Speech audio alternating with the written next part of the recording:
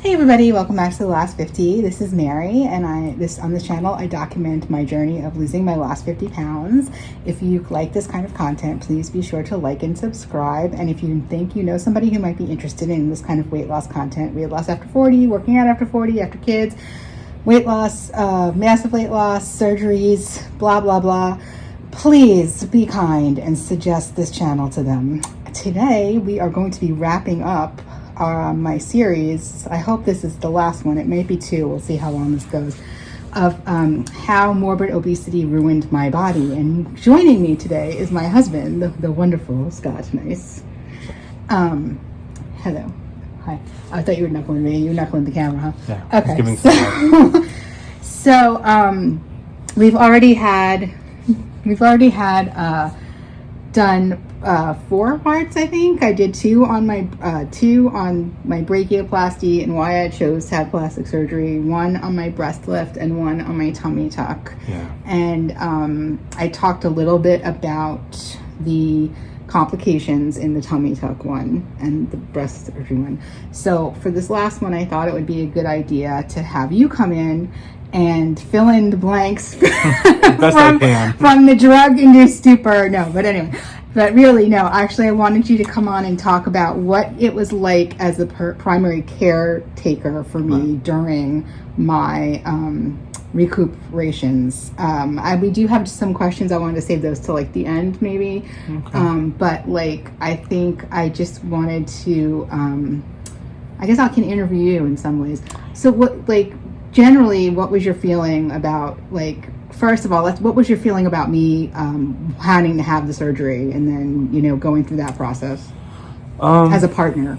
So for me, my only concern was your mental well-being after such a rapid shift in body.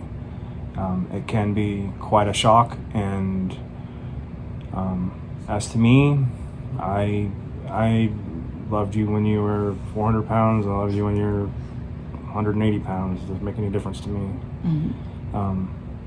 But I wanted you to be comfortable in your skin and get to a point where you loved yourself. And so I supported you fully. I had no problem. I was just concerned about what your end feeling on your new body was going to be. And what was your impression, or how did you feel about like the process of finding the doctor, finding the surgeon and stuff?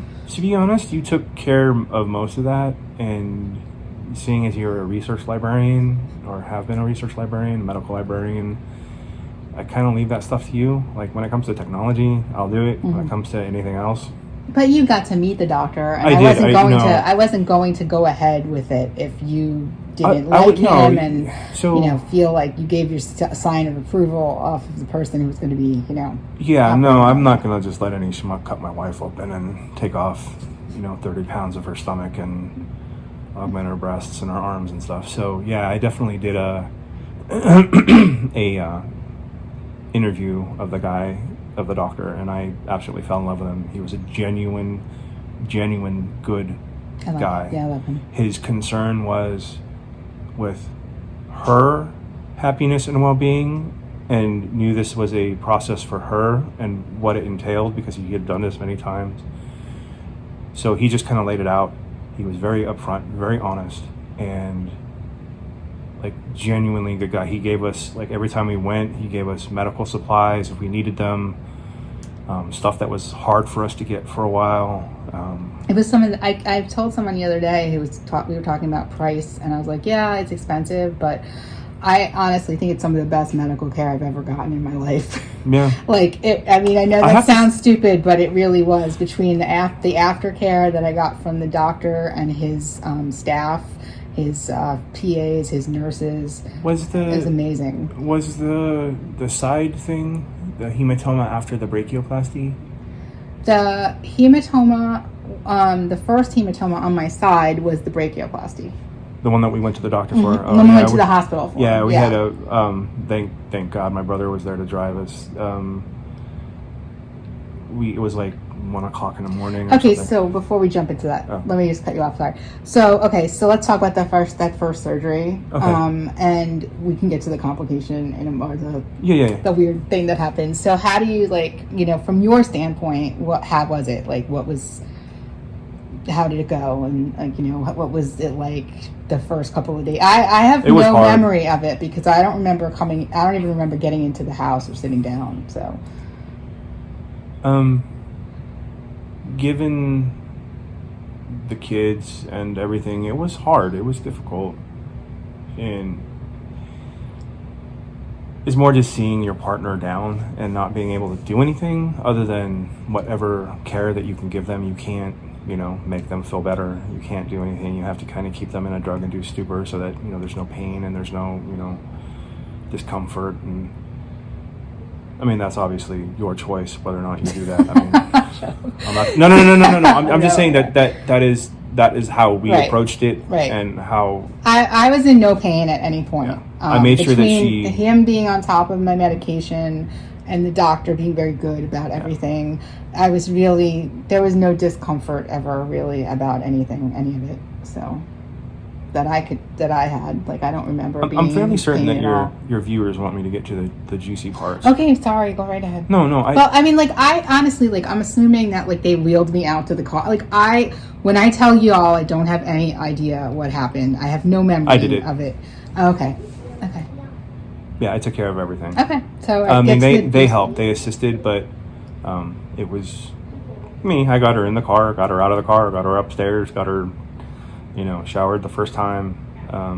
A couple days later, it was a week later, I think. No, it was more like, I think it was like we went back to him like 2 days after that, and then another 2. So it was like maybe 5 days after, because we didn't realize we could actually get the dressings wet. We weren't sure if the dressings that he put on were wet, and we could get them. It was basically what he used was like, there was some suturing, and they were the dissolvable sutures, but they also use like glue that they like glue it closed with, so it doesn't. You're not really wrapped. At least I wasn't really wrapped. This is Shadow, everyone. Oh, Shadow? Okay. I can't tell which one it is.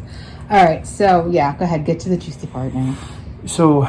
It was very uneventful up until this point. And that was about 2 weeks, 3 weeks in. It's more like a month, I think. Okay. Yeah, it wasn't like right away. I'll let me... We're talking about my arm, when I had my arms done. Let me alliterate a little. Okay. This is from her brachioplasty, and she... was in her room. She was sitting in her chair. She was at a point where she could get up and go to the bathroom on her own at this point. And I went in the room to check the chair, and it was absolutely covered in blood. There was a white pillow that was absolutely covered in blood. And for a moment, I mean, I kind of freaked out. I mean, there's no ifs, ands, or buts. I mean, I'll be honest. I saw a blood-covered pillow, and my wife's like, "Honey, you need to come here." And I'm like, oh shit. Yeah, because I think what happened was I went to the bathroom and I felt wet. Yeah. And I put my hand here and it was covered in blood. Covered in blood. And then I called you and you went to the bedroom first. And I was like, no, I'm in the bathroom. Yeah. And it looked a lot worse than it was. It was just a hematoma. It was just a collection of blood that got underneath the skin. And if you've seen the brachioplasty video, and I think maybe a couple of other videos where I show the footage from after the surgery, you'll see like on one side, because I had brachioplasty and liposuction, and you'll see on one side that the bruising from the lipo is just really, really bad, because lipo is not the gentlest procedure. Yeah. And that's what happened, was that blood just kind of got pooled under there, and it just found a little opening and went. So here comes the interesting part, is that what we had to do to maintain it was every time we got into the shower, I had to drain it. Now, that sounds so much worse than it really was. So basically, I had to push on it and push all the blood and the clotting and all that stuff out. He had to massage the area and like just help the fluid. It was just not blood. It was like all sorts of whatever. Lymph fluid, whatever was there collected in that space, and you massaged it out, and it was a lot of blood, a lot of clots, stuff like that. But it wasn't. And then we wrapped it. But we were lucky because it was not a big deal. We got the good we got the good doctor at we got a really good doctor. We actually ER. Our surgeon was on the phone. He wanted to have me come in on that Saturday if I wanted to. It was really great. We were just like, really no, it's lucky. Fine. It's just the The doctor's like, it's just a hematoma. It's like, there's nothing to worry about. You just need to drain it in the shower. Yeah. There was no infection. The doctor at the ER was like, no signs of infection, nothing. Just really looks like you got beat up. And I'm like, yeah, pretty much. Yep. So with the brachioplasty, that was pretty much it. It was fairly uneventful. I mean, she was down for probably a month before she was really back to lucidity, but after that, it was a pretty quick healing process. It healed very quickly. After the hematoma, it was like that. Yeah, I mean, I feel like it was fast. The doctor certainly thought it was a fast healing. And we also, but one of the flip side of it is that we actually got into a routine, and we got how we could, we could change the dressing super fast. We could, we got into a rhythm that, made it easier to do it. So let's talk about a little bit of the setup for recovery. So I was going to be about 6 weeks without the use of my arms. So it had to be propped up like this. So we thought the best situation for me would be to be in a recliner. Well, it also helps to be reclined a little bit on an angle with the swelling and stuff like that. I mean, I got the first 2 days were fine, and then that's when the swelling kicked in. Remember, my hands got huge. Yeah. So there is swelling, and then you finally start peeing, and it's all gone. But so we went into we decided a recliner would probably be the best bet, and that we I was in the spare room. That way I could sleep or do whatever and not be a disruption to everybody else, the kids especially, because they, I was very much sleeping a lot during the day and then being up a lot at night. My sleep schedule was very screwed up, just because of medication and just because of everything. It's really changed since. Yes. Yeah. It hasn't really changed since. I know, your sleeping pattern's still akin to what it was. It's hard. I mean, part of the issue was that the fatigue was really the most unexpected thing, I think. Remember? It was not being able to walk from the chair to the bathroom. It was really which is 20 tiring. feet away. It was exhausting. And I kept thinking, why am I so tired? Why am I so tired? And the doctor was like, you might look like you're healed on the outside, but you're not healed on the inside. He's like, you had a massive amount of damage done to the inside of you. We took off a bunch of your skin and stuff. And even just from the arms, we took off a bunch of skin. Yeah, a ton. So that was just kind of weird to get used to. So we would go to the doctor for a checkup, and I'd come home and sleep for 6 hours, because just walking up the stairs and walking 6 hours. Whatever, I would sleep, and then I'd be wide awake at night because I just slept all day. So it sucked. So I think other than that, there was really nothing big about that. It was pretty uneventful. I mean, showering was the tricky thing. The showering and the going to the bathroom. Eating wasn't that bad, right? The first couple of days, you did kind of feed me because I couldn't really bend, but once we started being able to bend my arms more, I was kind of. It was about a week and a half, right? Yeah. But as soon as she could bend her arms, she was doing all the stuff for herself. So yeah. She's not one to have people do things for her. Well, the part that I've said this in the other video, the part is that, this is all very thin skin, so you don't want to move it around as much as possible in the beginning, so it doesn't open stitches or anything. Yeah. So once we got the okay from the doctor that things looked fine and I could start moving my arms around more, I started moving them much more than I could at the beginning. And even towards the end, when I was really up and out, I could still feel the tightness. Even today, I sometimes feel tightness when I go to stretch my arm up or something. Yeah. So that was pretty. That was the brachioplasty in a nutshell. Yeah, that was uneventful. Given what she's already laid down about it, I mean, there's really not much more to say about it. I mean, for me, it was never even remotely a second thought. It was just do what you have to do. Same thing goes for the other surgery. Well, let's talk about that one, because that was was the biggie one. This one was a little bit more. So how did you feel about me wanting to do that surgery? Because that was this was a huge one. Again, the thing that I was worried about was the body dysmorphia. Going in surgery looking one way, coming out of surgery looking another. Coming into surgery not having breasts, coming out of surgery having breasts, going to surgery having a stomach, coming out of surgery not having a stomach. She had breasts, but they were pretty much deflated. Yeah, too much. Yeah. Yeah, they weren't there. They were gone. So that one was the hard one. And originally, so we're talking about, I had my abdominoplasty, which actually was more like almost a 360. Yeah, there's only body a lift. 4-inch. Yeah, which we talked about in the video, and there's was a breast augmentation and lift. So I got implants and I got my breasts lifted. So it was a lot done.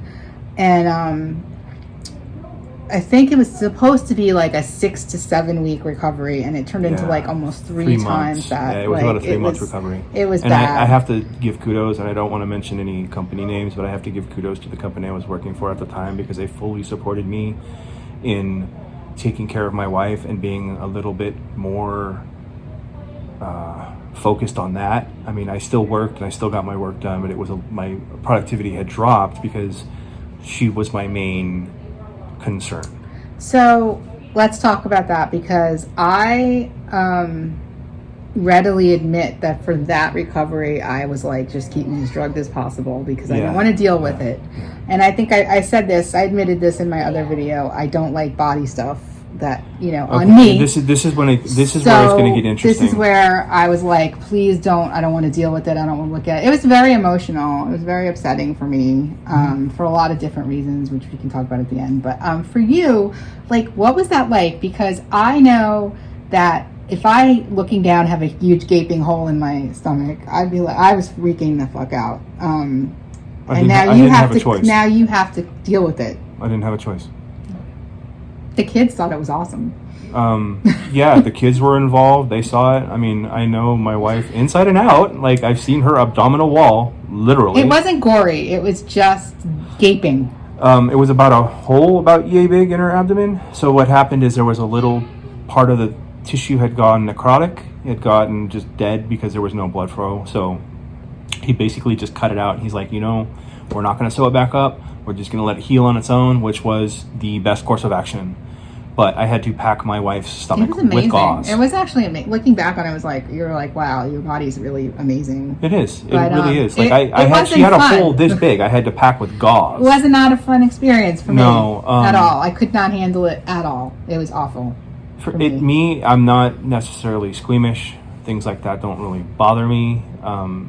At first, it was a little bit of a shock because it's my wife, and it's somebody I love and care for deeply, and it was kind of a shock to the system, but only momentarily, because then my caretaker drive took over, and it's just something I have to do. And it was like a clean cavity too. Like, yeah, I kept it clean. Scott, like, honest to God, I think it would have been 1,000 times worse if he didn't take as much of care of it as he did. Like, I can't even express how thankful I am that you did that. It was amazing. And the doctor was amazed too. He was just like, every week we'd go back and he's just like, I can't believe how much. And he's like, it's got to be what you guys are doing at home. And I'm like, talk to him. Because I was like, I'm on drugs. I don't want to know anything. I switched on the caretaker module in my head, and I had to take care of the kids, and I had to take care of my wife, and there wasn't an option. Yeah, and it got gradually, as it healed, it got less work, less intensive. At first, it was a lot because we had to really like clean it. At first, but though it was like really sensitive, we had to clean it and pack it. We had to use I don't remember the name of the stuff, but it's essentially the chemical they use in bleach. The Deacon's solution. It's Deacon's, yeah, but I don't remember. Yeah. Sorry about that. We got a phone call. So bleach for your body. Basically, it's the ingredient in bleach, the main ingredient in bleach, but it's made for your body. I wish I could remember what it's called. It's Deacon's is the name of it, but Deacon's, D-A-K. D-E-A-K-I-N-S, I thought right? it was D-A-K. I don't know. Whatever, something like that. Well, you can get it on Amazon. Yeah, like all the medical supplies are on Amazon. It's just like great. I gotta be honest. It was just something that I had to do. This is what I signed up for when I said yes, and it was never a question. It was just do what you have to do. When I said yes, I never expected to have to pack my wife's stomach full of gauze and wash it out with bleach and the rest of it. But when it came down to it, it's just another task, another thing that needs to be done. Just all I did is do what I needed to do. And how was it like juggling the kids and me at the same time? That was rough. It was rough. That was rough. Yeah, that was rough. They were young too. Yeah, it's like 3 years ago, right? Yeah. 2 years ago. 18, right? Something like that. 2 years ago. Something so they were like 3 and 4. Yeah, so young. They were young, so that part was difficult because managing you know, kids who still wake up in the middle of the night occasionally, and having a wife that wakes up in the middle of the night occasionally, my sleep was less than stellar, let's just say. Yeah. But again, just something that I needed to do. Why do you keep looking at my forehead? Is it melting? No, I'm just looking at you. Oh. You're not melting. You're fine. Making sure. It's not hot in here. Yeah, so it was rough, and the length of time sucked because it was unexpected. unexpected. Yeah. But we did do some prep in beforehand. We did get we got the seat for the bathroom, the shower, which was helpful. Oh, We got the riser for the toilet, which was hugely helpful. And then we did the same thing. We just put me in the recliner, and I think the recliner was in our bedroom this time around. I don't know because why. I wanted her because close, of the right? wound. I wanted her close just in case anything happened. So, yeah, I mean, I just kept her in the room with me this time because it was a much more invasive and. This is a little more serious. It wasn't I don't want to say even damage it, but it wasn't like a huge complication that could have caused death or anything. Like it wasn't something. It was just annoying. It was annoyance mostly. Well, that's not entirely true. If we had avoided it, yes, and not gone back to the doctor, it could have caused infection. Huge problems. Yeah. Yes, but because there was some infection in the necrotic tissue, and that's why he cut it out. Right. Because the way we discovered this was one day I was checking her wound, and I was pushing on it, and it started weeping, like it shot a huge amount of pus out of it, and we're like, uh-oh, that's not good. So called the doctor. He's like, you guys should come in. So we went in, he looked at it, and I don't remember any of this. I love the doctor, but he is he doesn't have the gentlest hand. yeah, I have to say that. Fantastic bedside manner. Yeah, known in his office to not have the best. But completely heavy-handed with the he's stuff. like he's in a way. I don't want to say he's like me. I'm like him or what have you. He's just like, there's a job, got to get it done.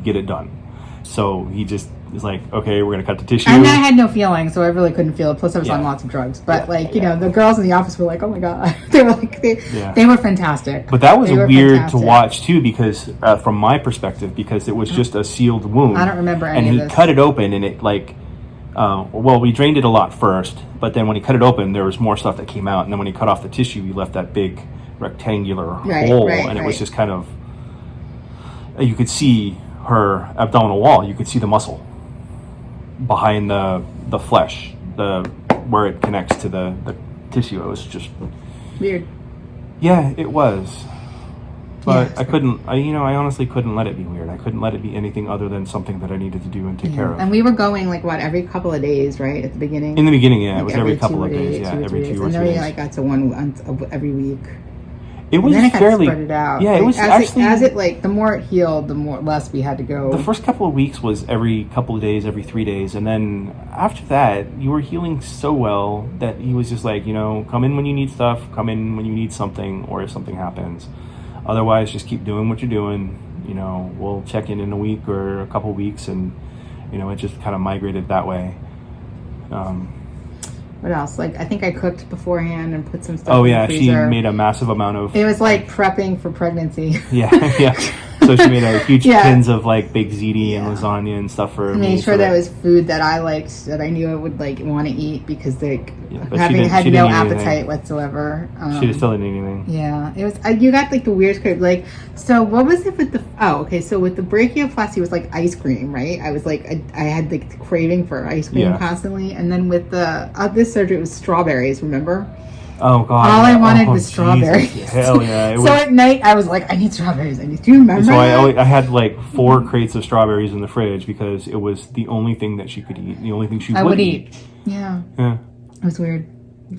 No, you did the same thing during pregnancy. You had, for the first one, it was pizza. Just pizza. And the second one, it was turkey clubs and chicken parm. Turkey clubs and chicken parm. Yeah. But sorry, that was a completely. Well, my thing was I was nauseous a lot because I was still on a lot of pain medication, and then walking around I would get so tired, and she says this like it's a surprise that it happened. I just had this massive amount of stuff cut off me. Yeah, no, but I mean, I'm that was the thing. It was a lot, and my my fatigue, I think, really like manifested itself in feeling very nauseous. Like, remember, I would be like, oh my God, I'm so nauseated. And it would be like, you know, we'd get in the car and I'd have to sit down because I was so tired. And I remember there were a couple of trips so you have to take at the beginning that I'd have to like, I'd get home and I'd puke right as soon as I got home because it was, I was living on Zofran. Zofran, and she'd take a Valium before we headed in the car up to the office. And it was only about an hour drive. So it wasn't too bad. Mm-hmm. The drive home, I'll tell you, was the first drive home with the brachioplasty was stressful, but the second one with the whole body. Don't remember any of this. It was stressful because it's about trying to get home as quickly and safely as we could without too much, you know, stopping, going, jerking, and just. It was, I mean, the first 2 times we went to the doctor's office, I guarantee you she doesn't remember at all. Like going down the stairs, coming up the stairs, I guarantee you she doesn't remember it at all. I think I crawled up the stairs. Nope. You walked up the stairs, Mama. There's not one time that you ever crawled up the stairs. You walked up the stairs every single time. Cool. Just talk about my mystery Botox. Oh my God. So. I don't remember any of this, okay? So like one day when I'm finally like lucid and you know this is weeks after the fact and I'm like, why does my head hurt so much? It's like sore, like in these little spots. And he's like, you got Botox, you idiot. I'm like, no, I didn't. Yeah, so I'm like, no, I didn't. And I had no memory. He's like, yeah, they asked you what you wanted and you said Botox. Yeah, what were the choices? It was like the cold therapy. Oh yeah, okay. And they're like, the cryo, like skin lift. That ain't gonna work for you. So they're like, do you want a free Botox shot? And I'm like, not my decision to make. Apparently, I made it. She did. Don't remember doing that. That was a little. I was cool though. I totally want to get it again. That was awesome. She's like, I have no emotional. I was like, why is my forehead so flat and why does it hurt in these like 4 spots? And he's like, you got Botox. I'm like, no, I didn't. Yeah, you really did. I'm like, no, I really didn't. So yeah, I have no memory of that. Any like other like bad things associated with that? Honestly, no. I mean, other than it being scary and a little. Sometimes cleaning the wound was hard. I mean, I'm not going to say it was always easy. It wasn't easy at all to begin with, but sometimes it was just, do what needs to get done. Sometimes it's like you have that, and I know I used this word earlier, but you have that moment of lucidity where it's like, this is my wife. There's a gaping hole in her. And she's got a massive amount of healing to do around her body as well, with some minor hematomas there that... Yeah, they're nothing huge. Nothing we felt like, nothing we left the house to deal with. And then her right breast got infected. And that almost went through to... That was crazy. Yeah, it was kind of the same situation with the suture underneath. Yeah. And they were like, well, we're going to look and make sure we don't see the implant. If we don't see the implant, you're fine. Thank God they didn't see the implant. Yeah, because if they saw the implant, they'd have to pull it out. Again. So yeah, so that was... Because if there's any chance that it gets exposed or there can be infection in there... Yeah, so thankfully nothing. That was... Yeah.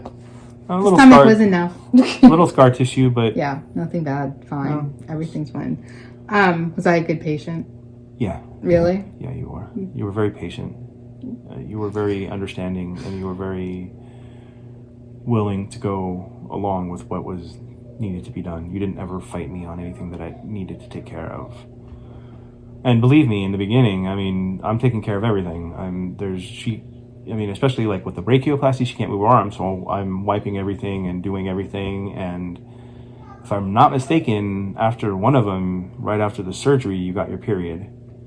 Yes. Yeah. So I mean, but I think during both, because both were over a period of over a month. So yeah, both times I got my period. So pads changed and everything. Mm-hmm. Yeah, it was great. So you want to go to the questions? Sure. Okay. So these are questions that my subscribers have asked us, and I will go through them quickly. Thank you so much to everybody who asked for questions. So on a scale of 1 to 10, how painful was recovery? I would say like a 0. Like it really was about a 7 for me. I had no pain. Like, if I remember correctly, doesn't he also do like pain medication internally as well? So I never felt any pain. Like I said in my other videos, the only time I'd ever feel any pain was when he started poking me, because he just was like, yeah, he's not a light touch. Yeah, he's not a gentle.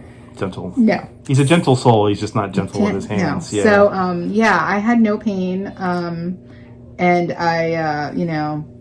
I was never uncomfortable in terms of like being physically in pain, like uncomfortable in terms of like having. And I worked like that, very hard to make sure that stayed. Yeah, he stayed on my drug schedule pretty well. Very hard. Yeah, so that was good. So do I have any regrets from the surgery? No. I mean, no. That would be I have none. I mean, no, not at all. Not at all. I mean, I'm totally happy with how it came out. I'm totally happy that you're happy. Yeah. Do I want any more surgery? Am I happy now with my new body, and do I want more surgery? I am happy with my new body. It took a little time to get used to, because it was weird to see. Like having boobs that kind of like are in the right place is really weird. Being honest. Having no huge stomach anymore is really was really weird, but in a good way.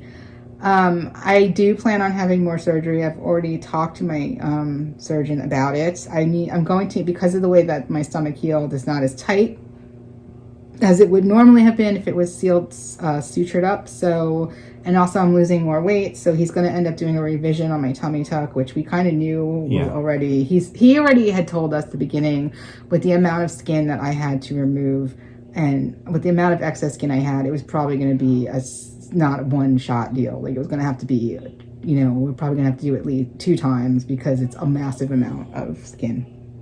So I'm going to have that revised, and I'm going to have, I guess I'm going to have a lipo done on my like hips and my inner thighs. And then at some point I would like to have my legs done completely, like all the excess skin on my legs done.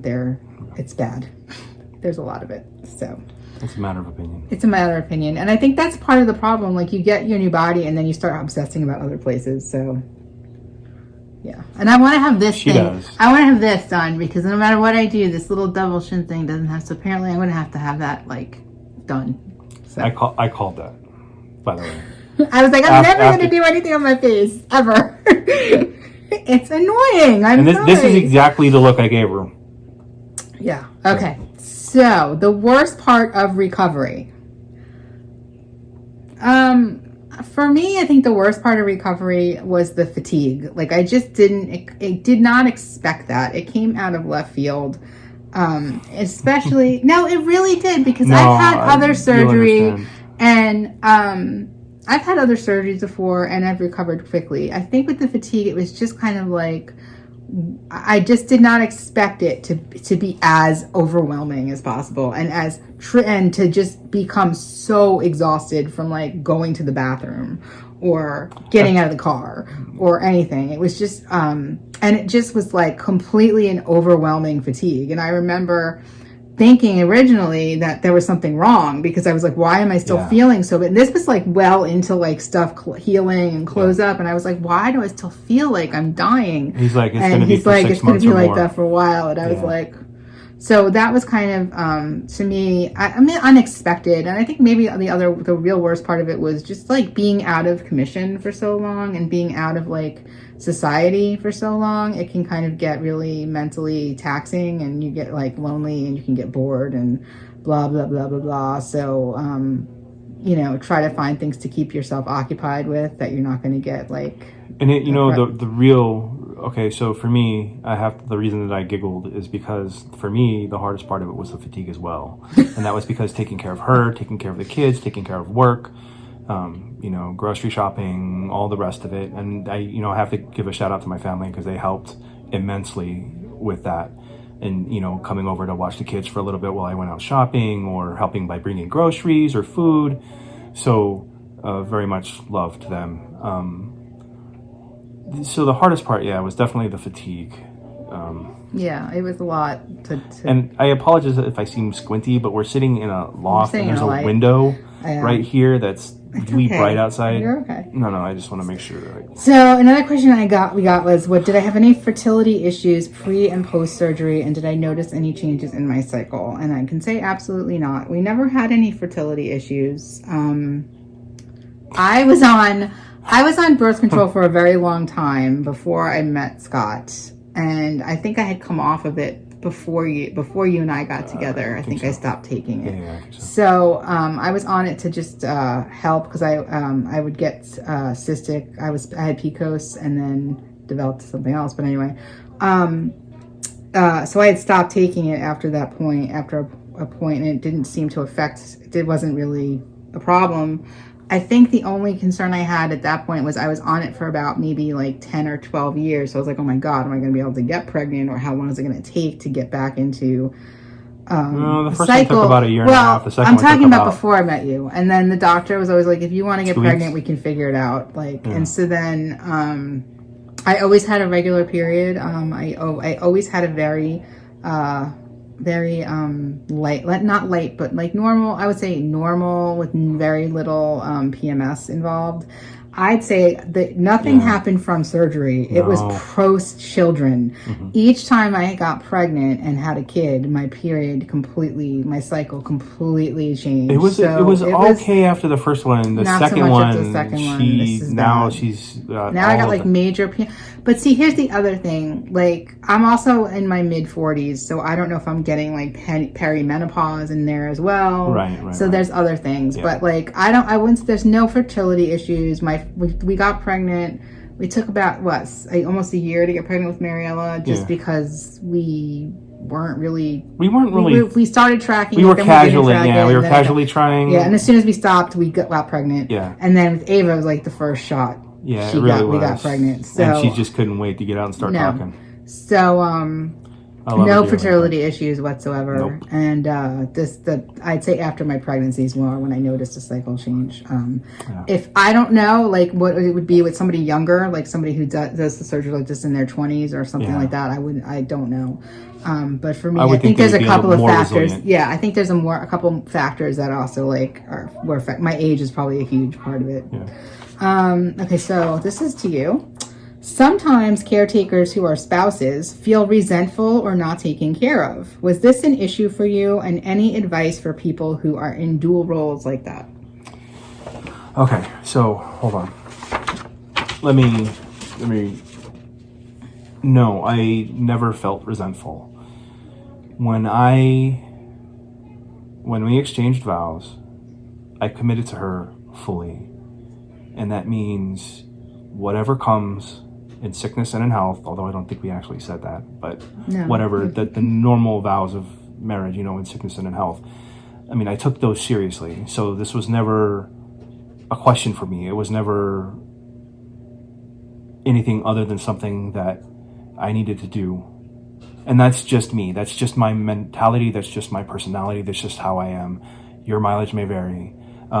In terms of feeling resentful, no. I was more worried about her well-being. Like I said, the body dysmorphia, the healing. Sometimes it was really, really hard. Trying to maintain kids, wife, job. Somehow we kind of muddled through and got it done. And, we even got through the holidays. Any advice for people? What would be your advice for people in the caretaker role? Like, be prepared. I mean, if you want to go with the Boy Scout motto, be prepared, I guess. But there's not really anything that can prepare you for these kinds of things. Unless you're a trauma surgeon or work in the ER. But even then, seeing your loved one in that state is not the same as seeing a stranger in that state. So, again, no, I don't feel resentful, and I don't feel like I have the place to offer any real advice because I'm not an expert. I'm not what about in any way or shape qualified.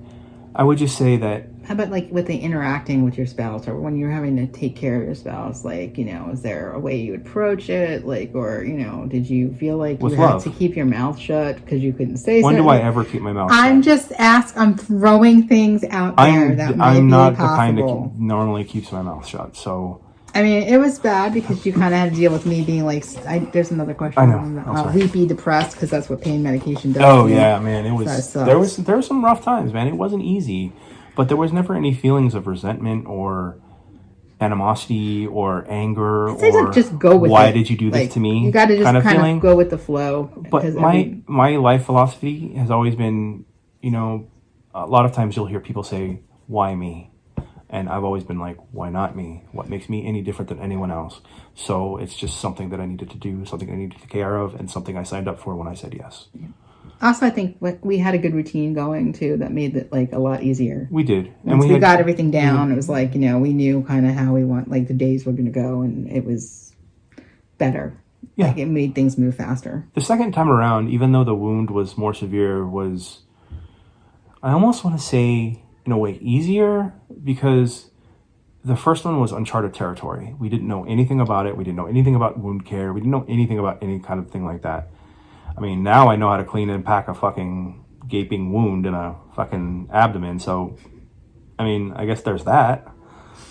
But no, I don't want to sound altruistic, because I'm not, by any way, shape, or form. But I want to make it clear that I never had any problem, resentment, animosity, or feelings of being hurt or abandoned or left out. I knew part of what I signed up for when she decided to do the surgery. The second one was a little bit rougher mentally, just because, again, the heavy load that I was under for work and kids and wife. But no resentment. I felt bad. She did, but I had a lot of guilt about it. I felt very guilty about it because I felt like we can have rocking chair races later. Yeah. I mean, the guilt there makes absolutely no sense. But right, I know. I understand where you're coming from. Okay, the last question.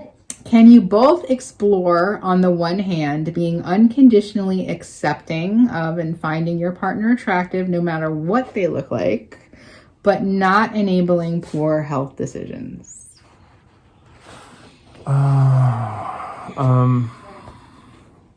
It's hard because I don't think I've ever looked at you and saw a fat person. Like, I don't look at you and I'm like, oh, I don't see it. Like, I see you I've loved your body since the first time I jumped in the shower with you. Absolutely. I can't explain it. When I love someone, I see them for who they are, not for how their body may look. I don't know how to explain it to anyone in any way that will make any form of sense, to be honest with you. I love her, and it doesn't matter if she's 150 pounds or 250 pounds or 350 pounds. Though, I have to be honest with you, given what we've been through, I'll never let her get like that again. That I will, as she is doing with me. She's helping me. I've lost about, I think, 15 pounds, 17 pounds, give or take, since we started this. I'm not really been involved. I've been more. You're like in and out. I started a job around the same time, or in March. So that's where the majority of my time and focus has been. So, and because it's a new job, I feel like I have to prove myself. I may be a little bit more sedentary than I normally am, but I'm back into, now I'm going to start walking the dog every morning, and that's how I started it last time. The kids have gym class now. Kids have gym class, and I get to be the gym teacher. So I think my progress is a little bit slower, but you'll catch up very quickly. My goal was never really, I want to be healthy and I want to be around for my kids, but Yeah, I mean, I don't ever look at it as like you need to lose weight because you're getting fat. I look at it as you need to lose weight because you're in pain, because you have like your shoulder issues. Yeah, the weight kind of exacerbates, and when you're not, when you're in the pain, you're in pain and you're not happy, and you're. So I'm one of those people that live with chronic pain. I have most of my life. did a lot of stupid shit when I was a kid. Paid the price. But I think, I don't know. What? I don't know. I don't know how to explain it. You? What about you? I don't know. The what? Why are you getting upset? I'm not. Oh, okay. My eyes are itchy. I'm sorry. The light is. Yeah, no, I just look at it as concerned about I don't want you to be in pain. Like that's how I look at it. I don't look at it for her. Like I'm always like, come on, let's go work on your shoulder. Let's go work out shoulders because shoulder day always helps. And you're like, oh, I don't want to do it. And then after you do it, you're like, I forgot. How much better. Yeah. So I was started to say, I'm a person that's lived with chronic pain for a very long time, and when I'm over a certain weight, it gets significantly worse.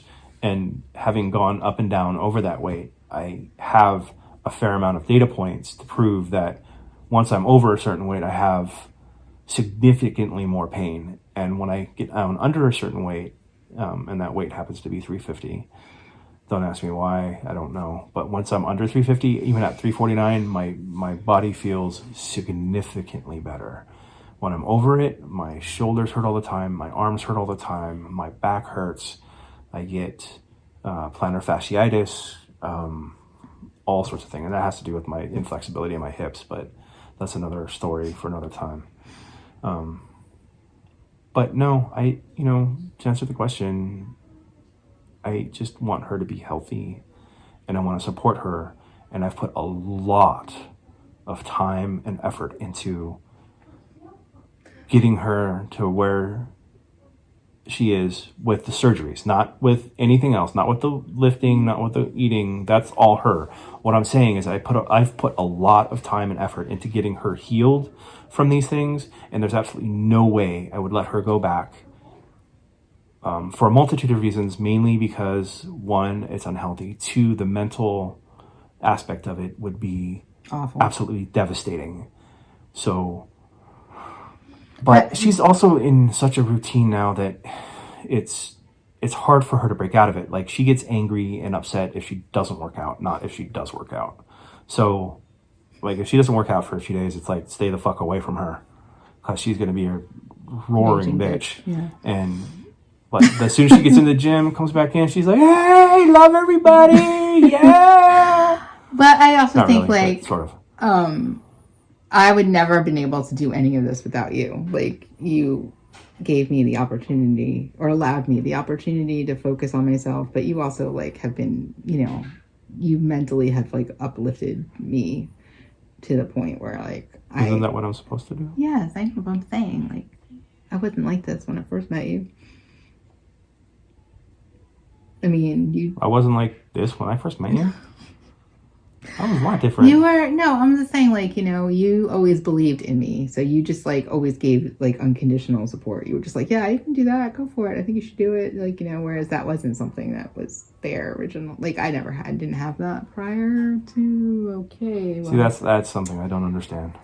Like, well, honestly, if I wasn't able to spend as much time as on myself as I would never be in this situation. Like, let's be honest there. Like, if I didn't, I know. Yeah. So, I know. Unfortunate that I didn't have to go back to work. Let me be very clear. I understand some of what I've sacrificed. Don't get me wrong. And that's just, personal feelings and other things that,